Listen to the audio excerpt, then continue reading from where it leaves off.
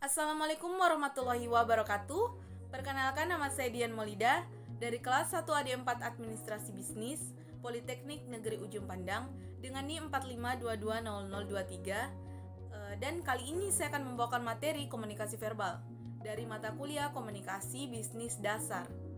Jadi sebelum memasuki materi, saya akan membacakan sub pembahasan. Yang pertama yaitu ada pengertian dari komunikasi verbal. Yang kedua ada unsur-unsur komunikasi verbal.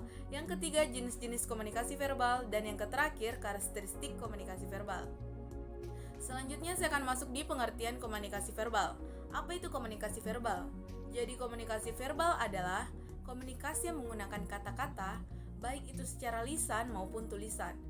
Komunikasi verbal paling banyak dipakai dalam hubungan antar manusia untuk mengungkapkan perasaan, emosi, pemikiran, gagasan, fakta, data, dan informasi, serta menjelaskan bagaimana saling bertukar perasaan dan pemikiran, saling berdebat dan bertengkar. Selanjutnya saya masuk di unsur-unsur komunikasi verbal. Jadi, unsur-unsur komunikasi verbal dapat berupa kata dan bahasa. Kata yang dimaksud di sini merupakan lambang terkecil dari bahasa. Kata merupakan lambang yang mewakili sesuatu, baik itu orang, barang, kejadian, atau keadaan. Makna kata tidak ada pada pikiran orang. Tidak ada hubungan langsung antara kata dan hal. Yang berhubungan langsung hanyalah kata dan pikiran orang. Komunikasi verbal merupakan sebuah bentuk komunikasi yang diantarai. Seringkali kita mencoba membuat kesimpulan terhadap makna apa yang diterapkan pada satu pilihan kata. Kata yang kita gunakan adalah kata abstraksi yang telah disepakati maknanya sehingga komunikasi verbal bersifat internasional dan dibagi di antara orang-orang yang terlibat dalam komunikasi tersebut. Selanjutnya ada bahasa. Bahasa adalah suatu sistem lambang yang memungkinkan orang berbagi makna. Dalam komunikasi verbal ini, lambang bahasa yang dipergunakan adalah bahasa lisan, tertulis, pada kertas, ataupun elektronik. Bahasa memiliki 3 fungsi yang erat hubungannya dalam menciptakan komunikasi yang efektif. Fungsi itu digunakan untuk mempelajari dunia sekitarnya, membina hubungan yang baik antara sesama, dan menciptakan ikatan-ikatan dalam kehidupan manusia. Kemudian, bahasa juga memiliki karakteristik. Yang pertama yaitu ada penggalihan, yang kedua ada penyalapan, dan yang ketiga ada kebebasan makna. Yang keempat ada transmisi budaya.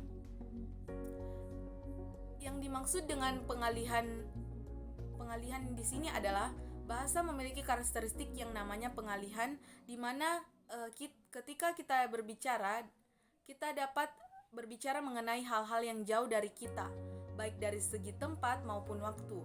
Berbicara tentang masa lalu, masa depan, berbicara tentang hal-hal yang tidak pernah kita lihat atau kita duga sebelumnya, serta makhluk planet lainnya. Yang kedua yang dimaksud dengan pelenyapan yaitu suara saat kita berbicara bisa hilang ataupun lenyap dengan cepat. Suara harus diterima dengan segera, setelah itu dikirimkan atau kita tidak akan pernah menerimanya. Kemudian ada kebebasan makna. Jadi kebebasan makna di sini yaitu isyarat bahasa yang memiliki kebebasan makna. Suatu kata memiliki arti makna yang mereka gambarkan karena kitalah yang secara bebas yang menentukan arti atau kata maknanya. Kemudian ada transmisi budaya. Jadi bahasa dipancarkan secara budaya. Seorang anak yang dibesarkan dalam lingkungan keluarga berbahasa Inggris akan menguasai bahasa Inggris. Begitupun sebaliknya, jika kita dilahirkan di Indonesia, kita juga bisa menguasai bahasa Indonesia. Kemudian saya masuk di sub pembahasan selanjutnya yaitu jenis-jenis komunikasi verbal. Jadi jenis-jenis komunikasi verbal ada beberapa macam, yaitu yang pertama berbicara dan menulis. Berbicara adalah komunikasi verbal vokal, sedangkan menulis adalah komunikasi verbal non-vokal. Presentasi dalam rapat contoh dari komunikasi verbal vokal. Kemudian ada surat menyurat adalah contoh dari komunikasi verbal non-vokal. Yang kedua ada mendengarkan dan membaca. Mendengar dan mendengarkan adalah dua hal yang berbeda. Mendengar mengandung arti hanya mengambil getaran bunyi, sedangkan mendengarkan adalah mengambil makna dari apa yang didengar. Mendengarkan melibatkan unsur unsur mendengar, memperhatikan, memahami, dan mengingat. Membaca adalah salah satu cara untuk mendapatkan informasi dari sesuatu yang tertulis. Kemudian saya masuk di karakteristik komunikasi verbal. Jadi komunikasi verbal memiliki karakteristik diantaranya yaitu yang pertama jelas dan ringkas, berlangsung sederhana, pendek, dan langsung. Bila kata-kata yang digunakan sedikit, maka terjadinya keracuan juga masih sedikit. Berbicara secara lambat dan pengucapan yang jelas akan membuat kata tersebut makin mudah dipahami. Yang kedua ada perbendaharaan kata. Jadi penggunaan kata-kata yang mudah dimengerti oleh seseorang akan meningkatkan keberhasilan komunikasi. Komunikasi tidak akan berhasil jika pengirim pesan tidak mampu menerjemahkan kata dan ucapannya.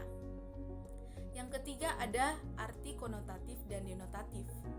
Jadi makna kata konotatif adalah pikiran, perasaan atau ide yang terdapat dalam suatu kata. Sedangkan arti kata denotatif adalah memberikan pengertian yang sama terhadap kata yang digunakan. Yang keempat ada intonasi. Jadi seorang komunikator mampu mempengaruhi arti pesan melalui nada suara yang dikirimkan. Emosi sangat berperan terhadap nada suara ini. Yang kelima ada kecepatan berbicara. Keberhasilan komunikasi dipengaruhi juga oleh kecepatan dan tempo berbicara yang tepat. Kesan membunyikan sesuatu dapat timbul bila dalam pembicaraan ada pengalihan yang cepat pada pokok pembicaraan. Yang terakhir itu ada humor. Jadi humor dapat meningkatkan keberhasilan dalam memberikan dukungan emosi terhadap lawan bicara. Tertawa membantu mengurangi ketegangan pendengar sehingga meningkatkan keberhasilan untuk mendapatkan dukungan. Itulah materi yang saya bawakan. Kemudian saya mendapatkan pesan dari Jaspal Singh Malik bahwa komunikasi yang efektif adalah cara menuju sukses. Itulah yang bisa saya sampaikan dari materi komunikasi verbal yang saya bawakan. Apabila ada salah-salah kata mohon dimaafkan. Wabillahi taufiq walhidayah. Wassalamualaikum warahmatullahi wabarakatuh dan terima kasih.